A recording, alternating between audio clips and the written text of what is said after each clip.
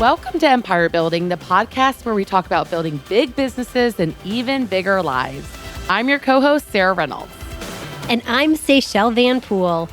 We just left our Her Best Life flagship experience in Nashville, where we had close to 350 strong, powerful women in the room. And I don't know about you, Sarah, but I've really been sitting with leaving that experience in a lot of reflection on it. And just like, I just kept thinking, I've really been processing it over the last week. And Sarah and I wanted to bring some of it to you because, I mean, my feet still hurt because I danced all night and had so much fun. and my head is processing and my heart is processing just all of the feedback we got and all of the observations from everybody in the room and what moves everyone forward from it. And so, Sarah and I were kind of talking offline about how powerful that can be to be in a room where, no one needs anything from you. They're not on your payroll. They don't need you. But everybody wants to see you succeed. Yes. And what that can be like. That's right. I think, too, I mean, our amazing co-hosts, Wendy, Tiffany, and Kimber were also there. And so this is an organization that we run together. But Say and I were like, we're going to hijack the podcast maybe for the rest of the year. I know. You guys are stuck with us. You're stuck.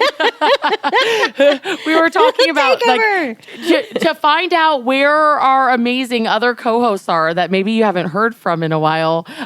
You have to give us a review, and we will give you hints about where they're located, so you can find them to find out their recap of Her Best Life. But we're excited to bring it to you today and just talk through. It was an event that we put on that I'm super proud of. I feel, first and foremost, proud after the event of just the life change that happened in the room. And we're going to talk a little bit about that. But it was definitely a powerful, powerful few days for our Her Best Life flagship experience. Yeah, it really was. And I'm also going to give myself a pat on the back that today, y'all, so we've been doing this podcast since when? 2020, Sarah? Yes. When did we first record? February of 2020. So 3.5 years.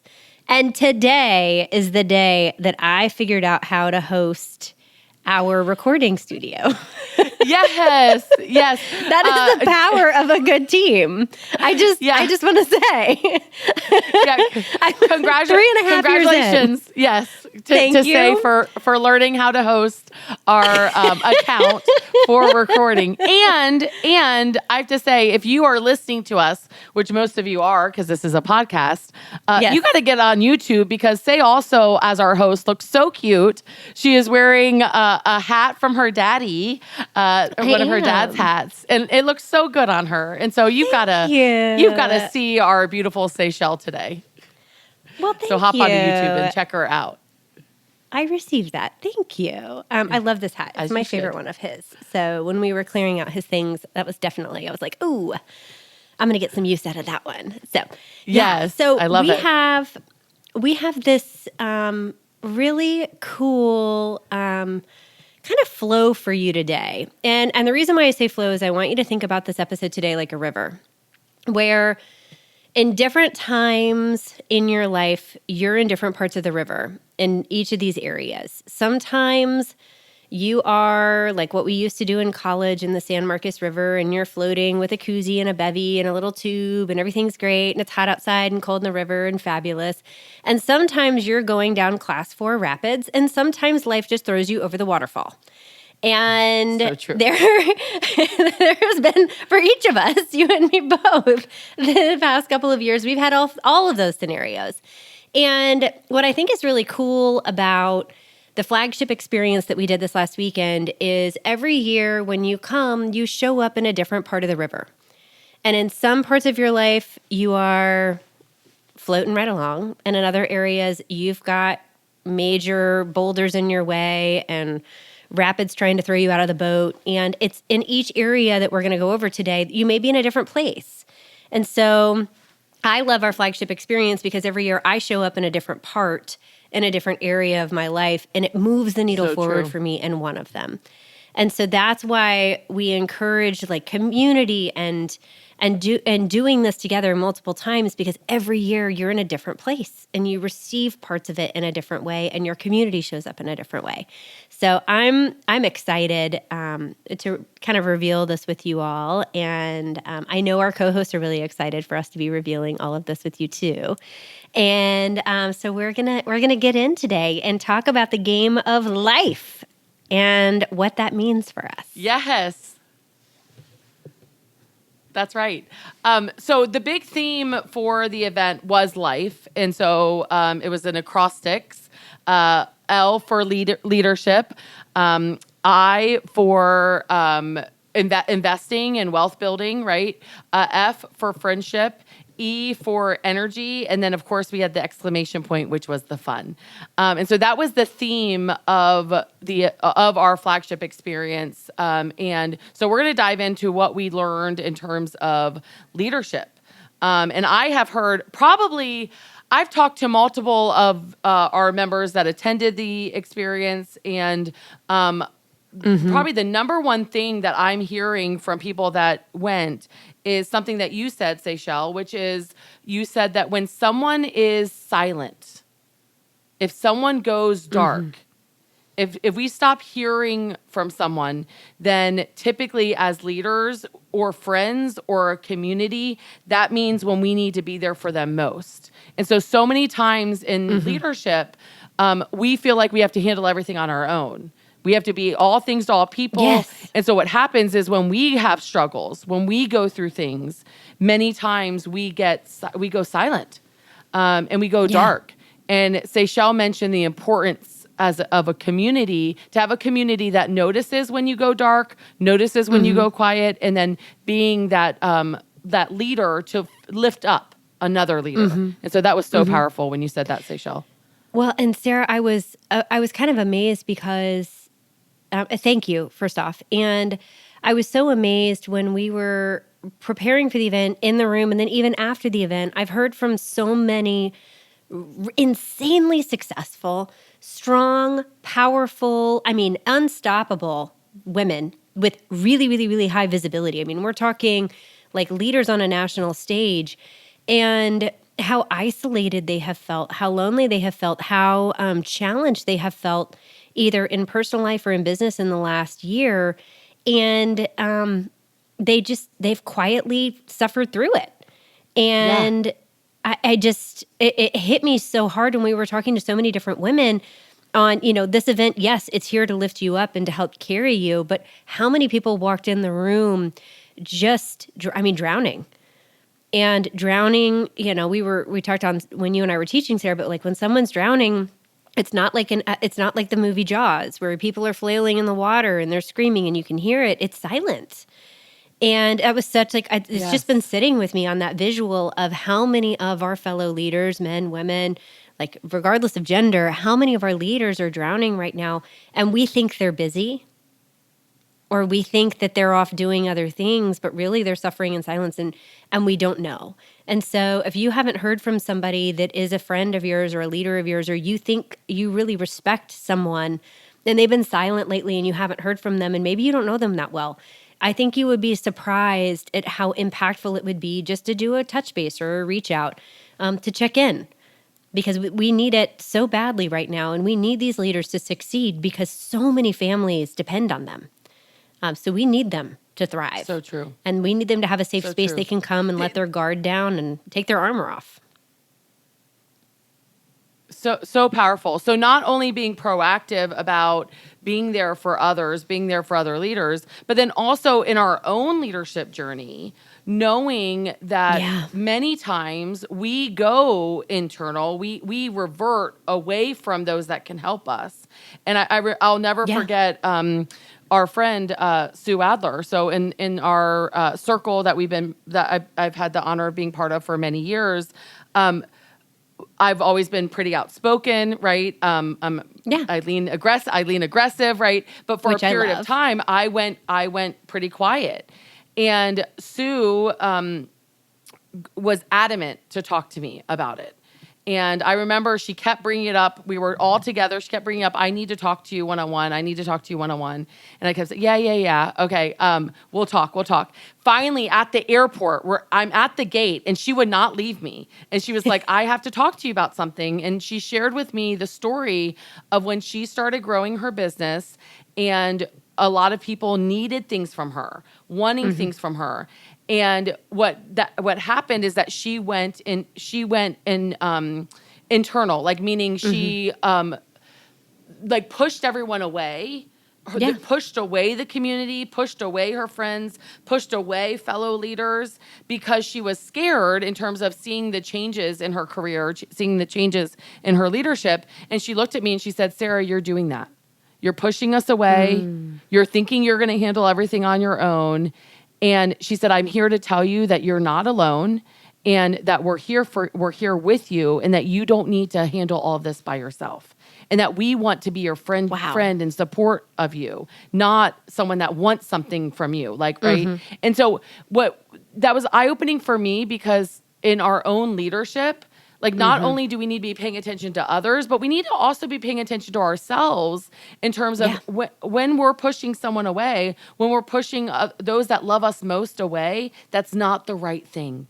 And so making sure that we don't run from a community that we've built, instead leaning into it, and how powerful that is in terms of our own leadership journeys. I love that, Sarah. And I mean, the tenacity of Sue is something that is a superpower of hers because once she puts her mind to something, she does not let off until she figures it out, which I adore and love about her. And there was something you said about us coming into the room this year in Nashville that I really appreciated. And you said, it's so tempting for us all to walk in with our armor on and to just suit up and look good and be right and how awesome am I and how great is everything. And you kind of mentioned to me on the side, you said, the power of this room is actually when we all take the armor off and we get real with each other and vulnerable and give ourselves permission to just be where we're at. Yes. And you were so right when you looked at the room that was totally a magic sauce of, I think, giving ourselves permission to be in a safe space that we can do that without judgment and without fear, which can be a scary thing when you're used to being the person all the time. Yep. I think that that's how we open up all these events with a vulnerability panel because it's so powerful. It's so powerful for everyone to feel safe. And I shared something that was very vulnerable on stage as we opened up the event, which was, this year has been a very hard year in terms of business and empire building and what has felt like sometimes empire destroying versus building. But it has been critical in terms of the decline of number of sales. I've had to make some really hard decisions in making my first round of layoffs at our company, all of which was scary to share publicly, was scary to talk about. And it does create safety in the room when every leader comes in and is just real with what's going on.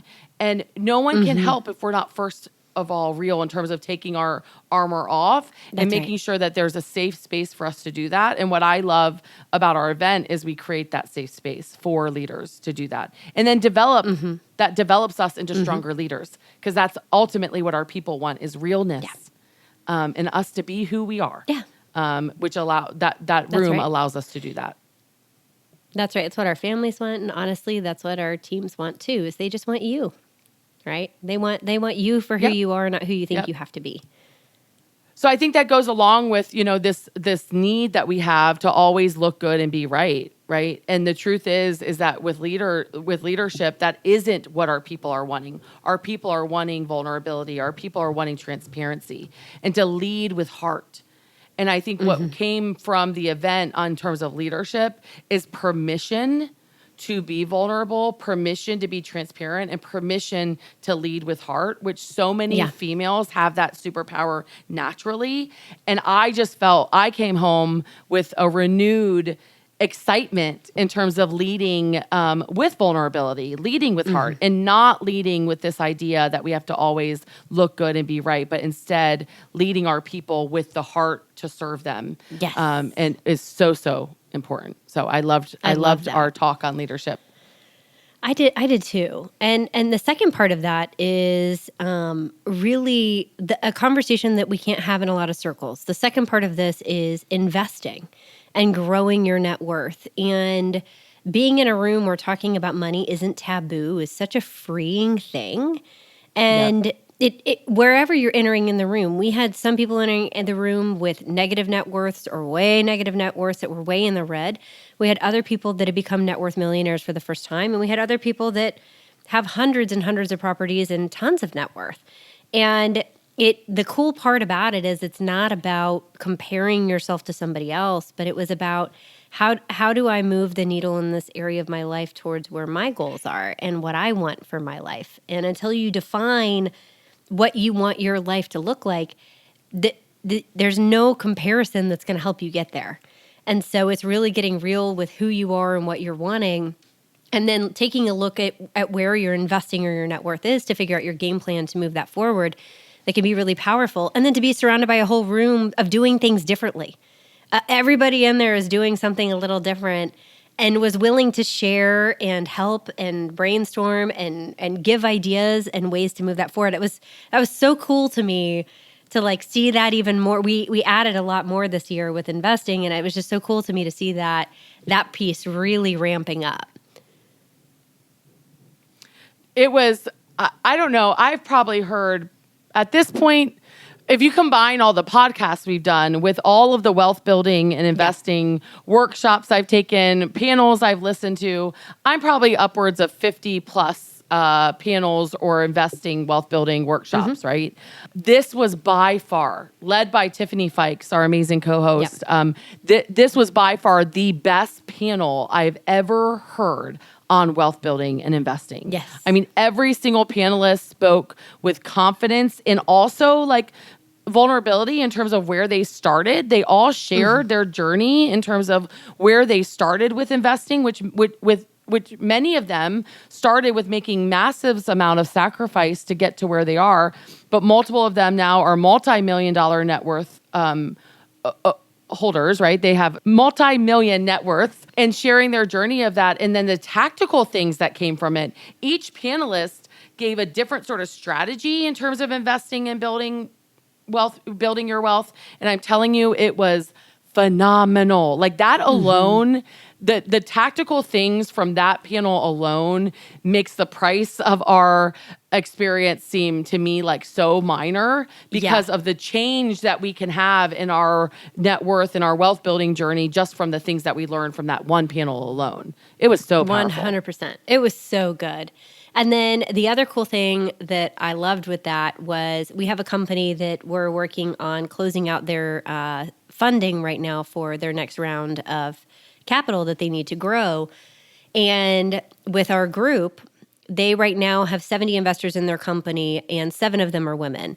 And when our Her Best Life crew comes together and finishes out their funding, we will actually take their investor pool from 10% women to over 50% women in funding their company. So it will literally change the entire makeup of this company's investment group. I love it. Which is so cool. It's so cool. And our attendees are able to take advantage of not only learning about net worth, but actually practicing what they preach and participating in that, which is really cool. And that's something that's been really fun that Sarah and I have loved doing this year with our Empire Circle with Her Best Life is, not only are they growing personally and professionally and in their leadership and all those areas, but they're also growing their net worth and getting access to different investment opportunities that aren't necessarily available to the public, which is really fun. And we get to be a part of that. And that to me is just so fun. I love that. I love it too, and it's truly impacting the attendees' lives and our lives in such a big way, because it's a ripple effect that goes through generations is what's happening through investing, through wealth building, through building a community to where it's not on you to do it all, but you can be an investor in something that's coming up in terms of building your wealth. And so I loved. I mean, we killed it. In terms of the investing and wealth building, it was so life. Cool. We got on all of them. So cool. But that for sure pumped me up. They activated me to go invest. Yes, I know. Nick and I have been having so many conversations about that. Literally right before we were recording, those are the conversations we were having. And the other thing I will say too is that research shows that when women's net worth increases, that money not only helps their family and their generational wealth, but it also gets invested back into the community at a higher rate. And so we need more women growing their net worth, because we know that when that happens, communities benefit from that. And so it is a duty that we have to raise our net worth, because not just our families are benefiting from it. Think about all the schools you support, all the boards you sit on, all the community organizations that you help with, all the different nonprofits that benefit. And so we have to continue to raise the lid on that, because our communities depend on it. And that's an awesome true. byproduct of it, which is so fun. Yeah, we're so passionate about it at Her Best Life that we have a community called the Net Worth Club, and the whole focus is on building the net worth of females, of leaders, because we do know through increasing net worth of females that will help change the world. And so it's something that we are super passionate about, and the event covered amazingly well. Well, F is such a powerful one, and it stands for friendships and relationships. It's a good word, I don't know about you guys. Good. It is. Yes, the F word's a good one. Leadership, building an empire is by far the most loneliest thing that I've done. And many days you feel lonely, many days you feel alone as you're struggling through things. It just feels like a lonely journey, in terms of building, but it doesn't have to be. And we get to choose whether or not it's lonely. I think that was sort of what Sue was telling me that day, was like, don't choose to do this lonely. Choose to lean into your circle. And a big focus on that was making sure that the room was able to see every single person, not necessarily for who they represent or who they, in terms of looking good, being right, but instead really see them.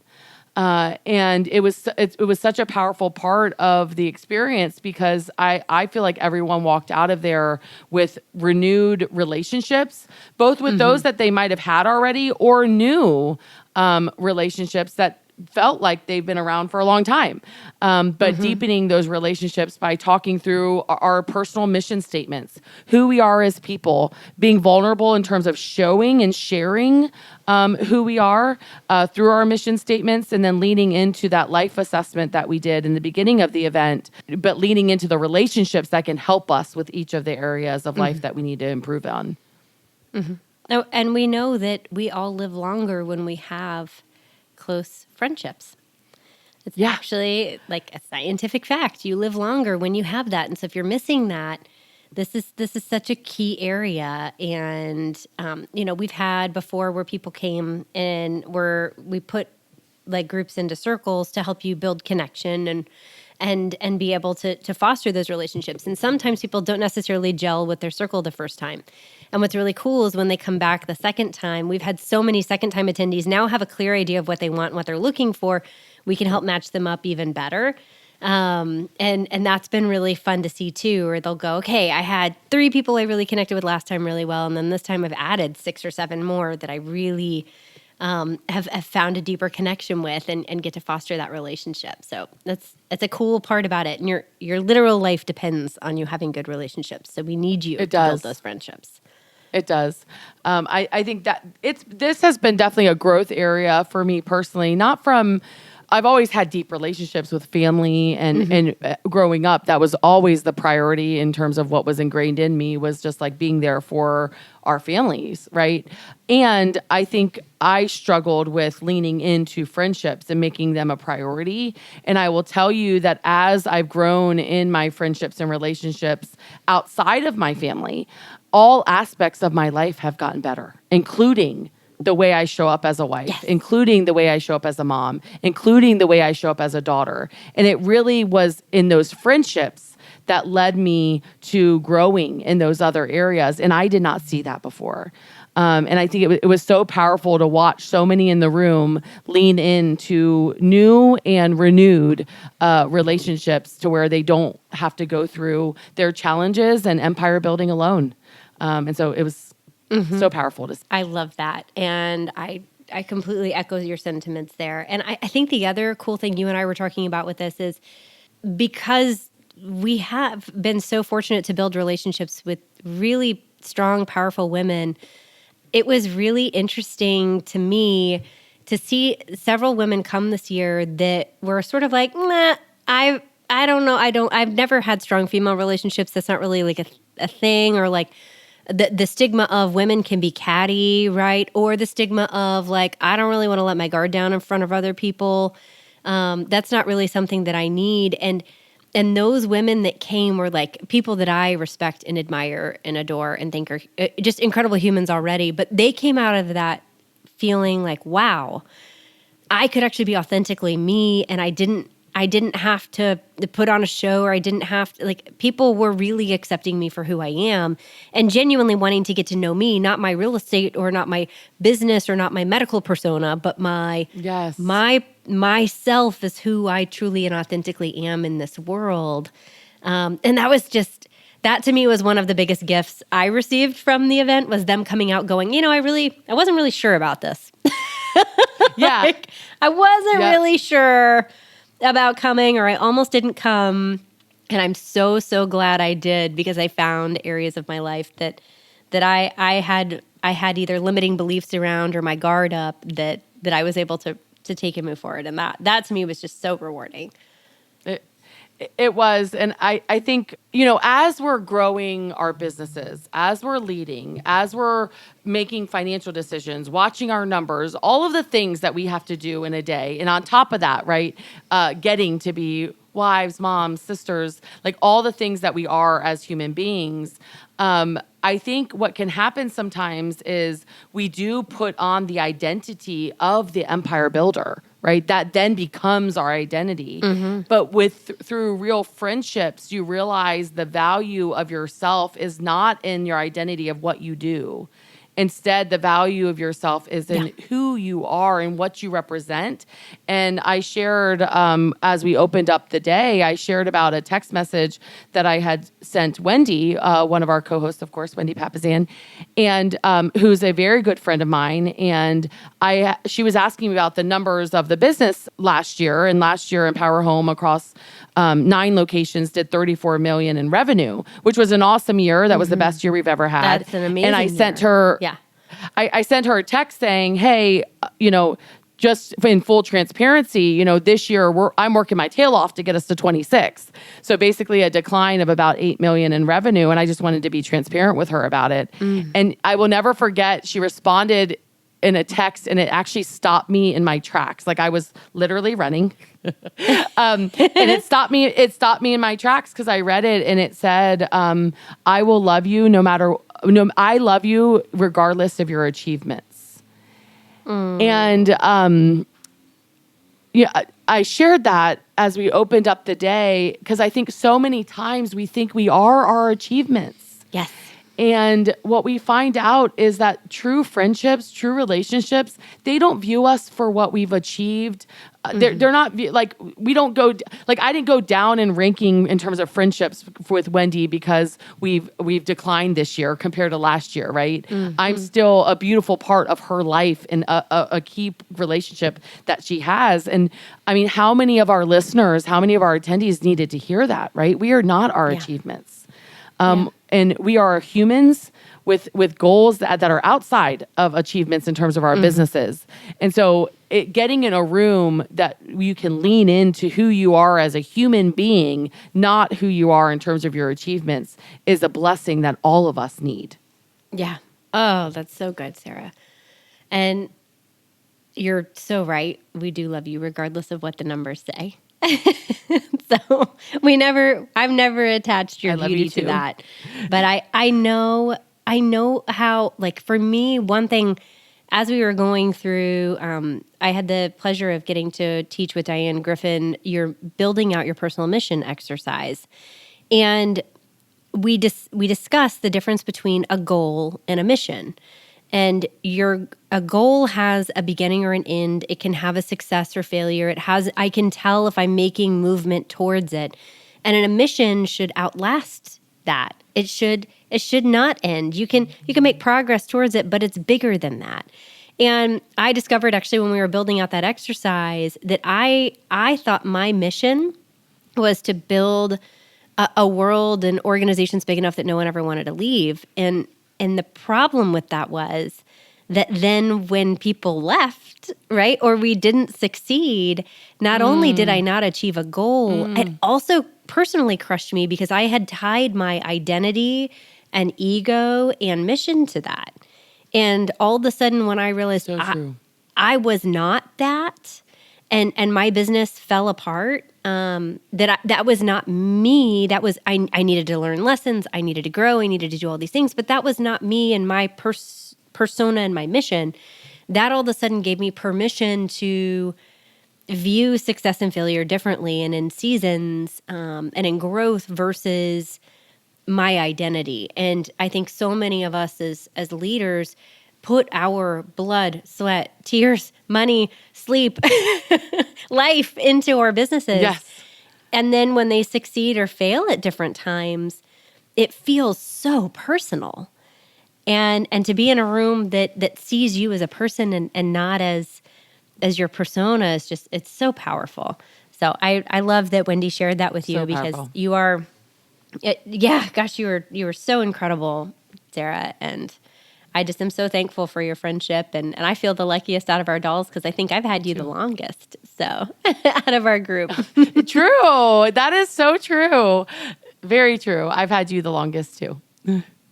I love that. So our next one is one that is, I think, near and dear to a lot of women's hearts as we age. And that is the word energy. Because how you feel impacts how you show up in your businesses, but even more importantly, in the relationships that you have. Yep. It's I don't know, this week, so Wendy is taking care of her dad. She's moving her dad from Minnesota to Texas. Yeah. And it's a big week for her. So she's up there, and so that's why she's not here today. And she sent a text message to our circle this week that was so powerful. Yeah. She said, I'm thankful that I have the energy, that I've taken care of myself to where I have the energy and the financial resources to be able to do this, to take care of my dad this week. And I just thought, I loved that she was owning that she did that, meaning I've taken care of my body. I've made wise financial decisions to where I can make the choice this week to focus on my dad. But a big part of that is energy. I mean, how we manage our energy in terms of working out, what we put into our bodies, what we're drinking, what we're eating, all of that impacts how we show up outwardly.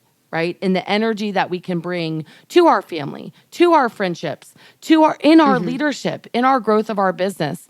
And so we dove into taking care of our health, making sure that the entire room knew that when we choose to work out, it's actually the most selfless thing we can do. It's not selfish to take that time. It's actually selfless because it allows for us to take care of our bodies to where we can pour into others. We also had an amazing doctor there that spoke at one of the breakouts.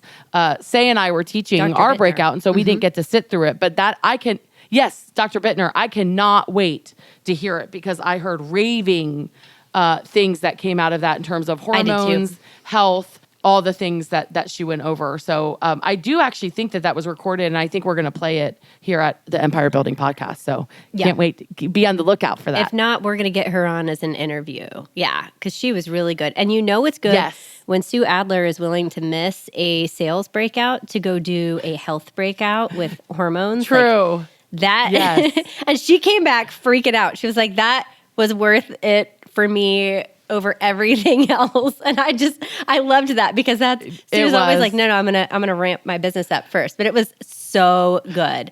And the other thing on energy that I wanted to make sure I hit on is as strong females, there are words that can get attached to that. There are words like some friend groups have told me or told other attendees, you have a lot of masculine energy. Right? Like you come across as really masculine or aggressive or assertive, or you're too much. And like to actually be in a room where the energy in the room is completely comfortable with you being that way. And you don't come across as a B word, or you don't come across as some bossy, terrible person. You actually just show up as a really strong, amazing leader. Female. Yes. Yeah. I mean, how powerful is that? And I had multiple women come up to me saying, I have always been called masculine or aggressive or assertive or too much or all these other words. And this is the first time I've ever been in a room where nobody cared. Like I was actually probably not the most aggressive one in the room. and everyone was great with it and not trying to make me feel smaller for it, or not trying to make me shove myself into a little corner of a box to feel like I could fit in. And that just made my heart so happy to hear that we had created an environment together with our co-founders and our amazing HBL team that did that. It was such a gift. I loved that. The energy in the room was amazing. And so not only taking care of ourselves in terms of how we manage our energy, but also being in a room where your energy is embraced, loved, acknowledged, seen as a good thing, as something that you want to lean into, and that those qualities will help you change the world and make a bigger impact. And that's the energy that was in that room and is in that room for the future as well. Now, the exclamation point to life is fun. And so we can't end this episode without talking about the fun that we had. We had an amazing Dolly dance party. So it was in Nashville, Tennessee. And so Tennessee's the hometown of Dolly Parton.